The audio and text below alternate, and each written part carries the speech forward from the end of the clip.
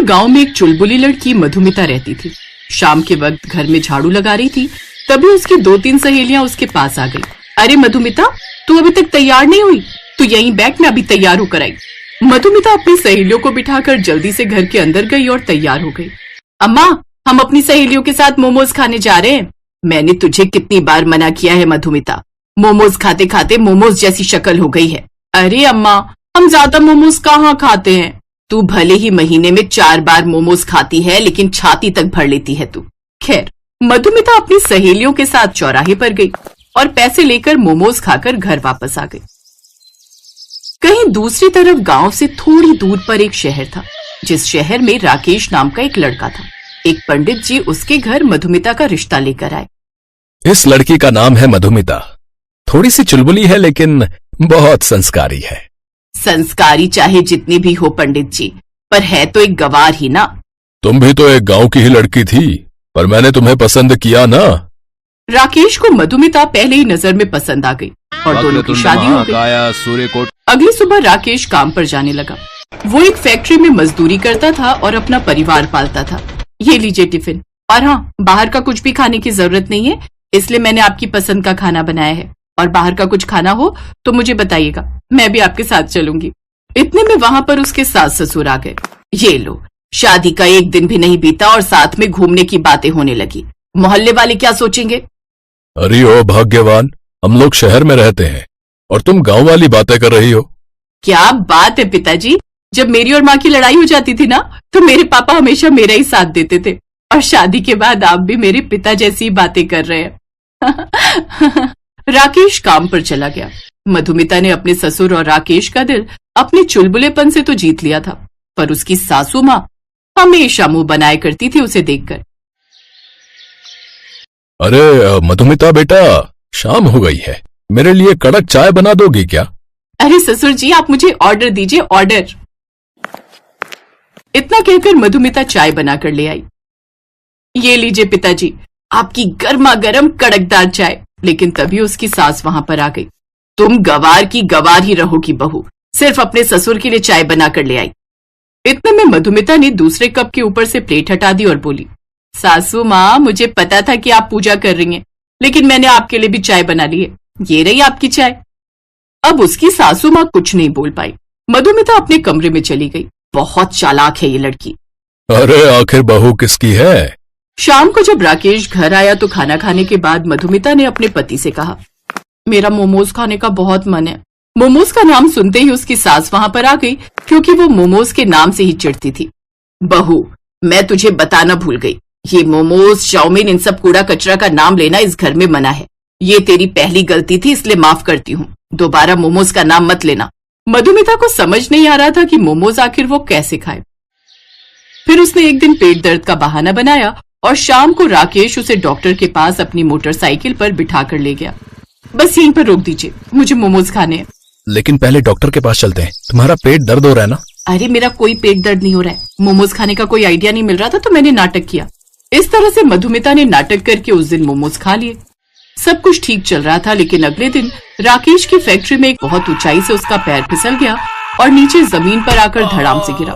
Factory मालिक ने उसे अस्पताल में भर्ती किया, लेकिन वो कोमा में चला गया, सर पर चोट लगने की वजह से। अब साहब, ये सब कैसे हो गया? देखिए, डॉक्टर ने कहा कि अभी कुछ कहा नहीं जा सकता। राकेश मेरी कंपनी में काम करता था, इसलिए मैं इस महीने की और अगले महीने की भी पेमेंट दे देता हूँ। इससे ज्यादा मैं कुछ नहीं कर सकता। राकेश को उसके घर वाले अपने घर लेकर आ गए। मधुमिता की आंखों से आंसू रुकने का नाम ही नहीं ले रहे थे। जब तक इसकी शादी नहीं की थी, तब तक एक खरोच तक नहीं आती थी राकेश को। शादी के 6 महीने बीते नहीं, मेरा बेटा कोमा में चला गया। कलंक है तू बहू इस घर पर, निकल जा इस घर से। गुस्से में तुम क्या बोल रही हो? उस बेचारी की इसमें क्या गलती है? पिताजी, बोलने दीजिए माँ जी को, इन्हें अपनी भड़ास निकाल लेने दीजिए, लेकिन मैं एक दिन अपने पति को ठीक करके ही रहूंगी।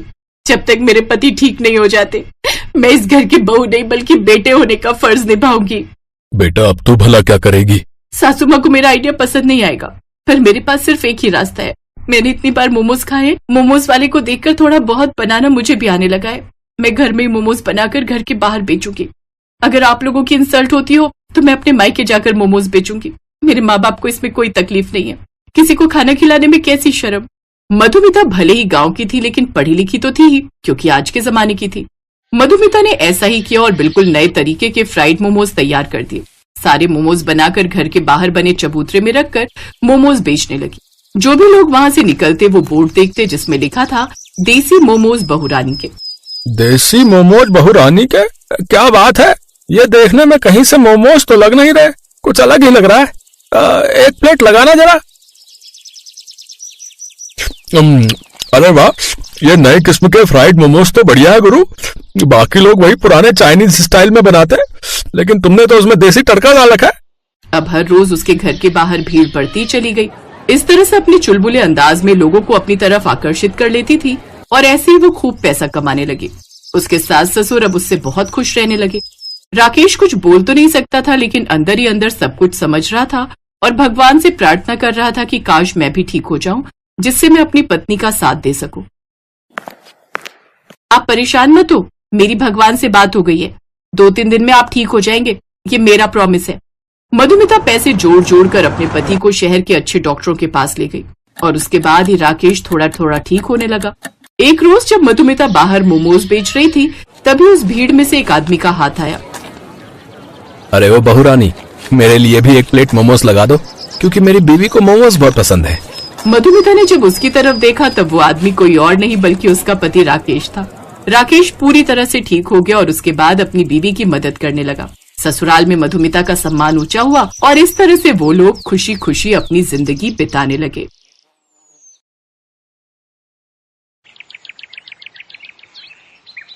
अरे बहन जी, घर की बहू में तो साक्षात माँ अन्नपूर्णा का वास होता है।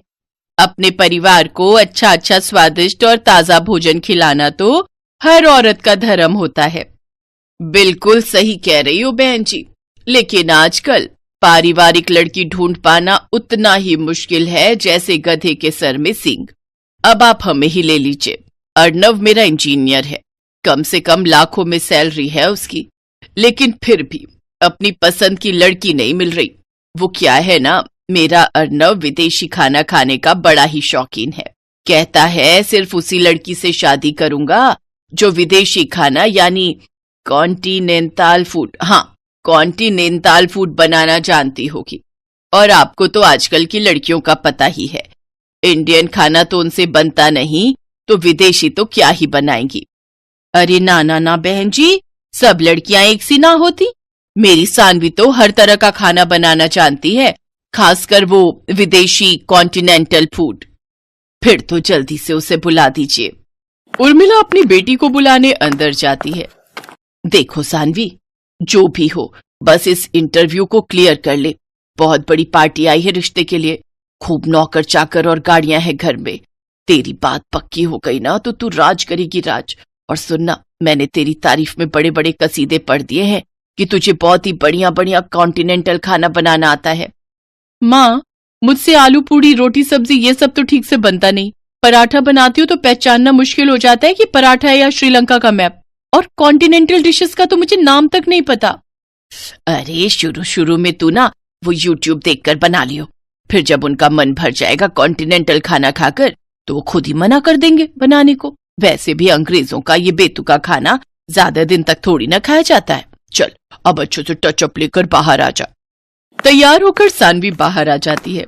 फिर बातचीत में अर्णव की मम्मी और अर्णव को सानवी बहुत पसंद आती है। साथ ही जब वो ये पूछते हैं कि उसे कॉन्टिनेंटल खाना बनाना आता है तो इस पर सानवी कहती है, कॉन्टिनेंटल खाना जी, वो बनाना तो मेरे बाएं हाथ का खेल है।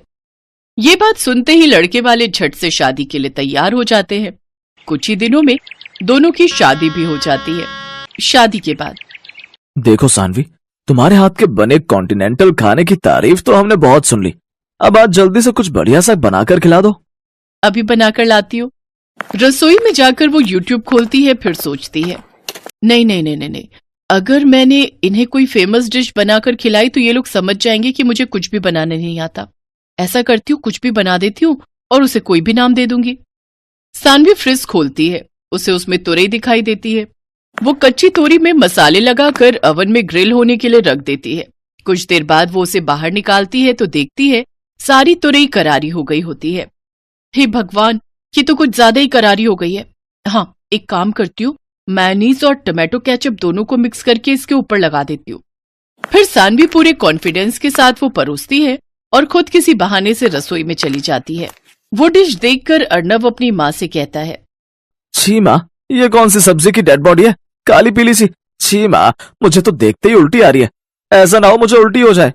चुप कर तू, पता भी है मैंने कितने कसीदे पढ़े हैं तेरी तारीफों के। तू मॉडर्न है, तुझे विदेशी कॉन्टिनेंटल खाना पसंद है।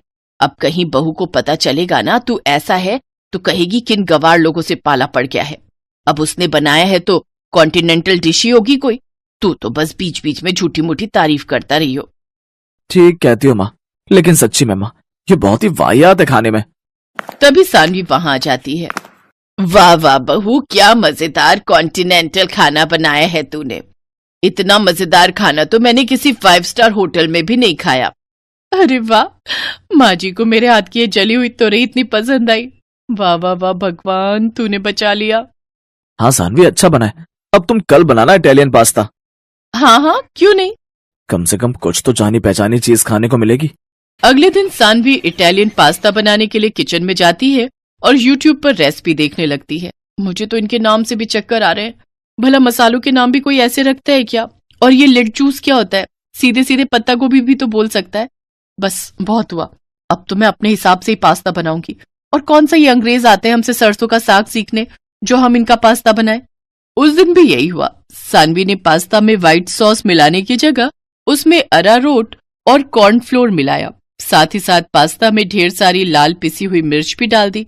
अब देखना, अब ये इनका आखिरी पास्ता होगा। इतनी लाल मिर्च छोंक के डाली है कि आज के बाद नाम नहीं लेंगे कॉन्टिनेंटल खाना बनाने का। सानवी वो पास्ता लेकर बाहर आती है। वाह वाह वाह, बन गया पास्ता। हाँ हाँ हाँ, लेकिन आज इटालियन नहीं, मैंने आखिरी पास्ता बनाया है। लाला बहू, आखिरी हो या पहला, हमें तो खाने से मतलब है। तू ला झट से प्लेट में निकाल। अर्णब और उसकी माँ पहला चम्मच खाने के बाद ही 2 गिलास पानी पी जाते हैं।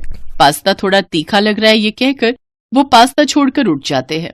अब वो हर रोज इसी तरह अजीबोगरीब डिशेस बनाकर कभी वो पनीर स्वाहा बनाती तो कभी साग अनकारा। एक रोज सास अपनी बहू से, बहू तेरी ना दिल्ली वाली बुआ सास, उनका बेटा और बेटी भी आ रहे हैं। तू ना उनके लिए वो सब कॉन्टिनेंटल खाना बनाना जो तूने हमारे लिए बनाए हैं। वो बुआ ना बड़ा ही मजाक उड़ाती थी मेरा कि भाभी तेरी जिंदगी तो दाल चावल रोटी में ही कट जाएगी। हमारे घर तो हर देश का खाना बनता है। आज सबको दिखा दूंगी मेरी बहू कितनी गुनी है। हैं? अब पर माँ जी, मैं कह रही थी कुछ सिंपल ही बना लेते हैं। सबको ना ये मिर्च मसाले वाला खाना पसंद नहीं आता। नहीं, तुम वही सब बनाना, उन लोगों को भी पता चले कि हमारी बहू कितनी मॉडर्न है। और हाँ, वो पनीर सुहाहा और आखिरी पास्ता भी जरूर बनाना, बस मिर्च थोड़ी कम रखना। शाम को सब मेहमान आ जाते हैं। दिल्ली वाली बुआ, उनकी बेटी और कनाडा में 7 साल तक शेफ की नौकरी करने वाला उनका बेटा मयंक, वो सब सानवी के लिए गिफ्ट लेकर आते हैं। फिर रात को सब बैठकर साथ में डिनर कर रहे थे। मयंक बेटा, तू तो एक बढ़िया शेफ है, लेकिन मेरी बहू तो तुझसे भी बड़ी शेफ है।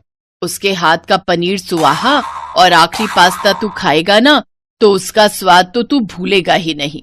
फिर मयंक एक एक करके वो डिशेस चखने लगा तो उसका दिमाग घूमने लगा और वो गुस्से में कहता है, जी अब बस भी करो, कॉन्टिनेंटल के नाम पर ये क्या खिला रहे हो आप? जली हुई तोरई, राख हो चुके पनीर टिक्के और अरारोट में बना हुआ आखिरी पास्ता, ये भी कोई खाना है? अरे ये कॉन्टिनेंटल तो क्या कोई फूड ही नहीं है। भला कौन से ग्रह के लोग ऐसा बेस्वाद खाना खाते हैं? मैं एक शेफ हूँ और अच्छे से बता सकता हूँ इसमें क्या क्या डला है और ये कैसे बना है।